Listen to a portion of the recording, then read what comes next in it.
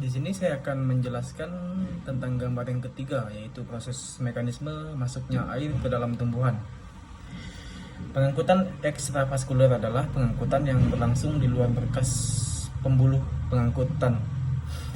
Pengangkutan dengan sistem ini dapat dibedakan menjadi dua, yaitu apoplas dan simplas. Transportasi apoplas adalah menyusupnya air tanah secara difusi, bebas atau transportasi melalui semua bagian yang tidak hidup dari tumbuhan. Misalnya dinding sel dan ruang-ruang antrasel. Transportasi apoplas itu sendiri tidak dapat terjadi saat melewati endodermis, karena dalam sel-sel endodermis terdapat pita Kaspari yang menghalangi air masuk ke dalam silem.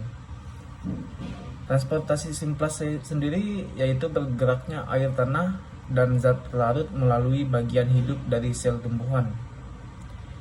Pada sistem simplas ini, perpindahan terjadi secara osmosis dan transport aktif melalui plasmodesmata. Pengangkutan intravaskuler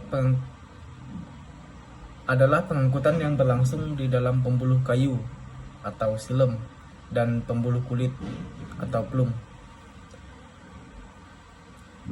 Silem itu sendiri tersusun atas sel-sel yang sudah mati karena tidak memiliki sitoplasma dan tersusun dalam struktur pembuluh yang disebut trakea. Pada silem, air dapat bergerak di sepanjang pembuluh maupun dari satu pembuluh ke pembuluh yang lain. Di sini ada beberapa faktor mempengaruhi pengangkutan air dalam silem, yaitu faktor dapat dibedakan menjadi faktor eksternal dan internal.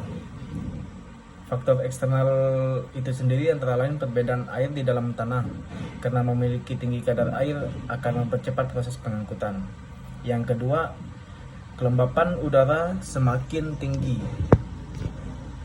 Semakin tinggi kelembapan udara akan mempersulit proses penguapan air melalui stomata, sehingga akan menghambat proses pengangkutan air. Yang ketiga, suhu udara. Meningkatnya suhu udara akan mempercepat proses penguapan air di dalam stomata, sehingga dapat mempercepat pengangkutan air. Yang keempat, tekanan udara. Meningkatnya tekanan udara akan menghambat penguapan sehingga pengangkutan air pun akan terhambat. Dan yang kelima, kecepatan angin. Semakin tinggi kecepatan angin akan pengangkutan air dalam silem.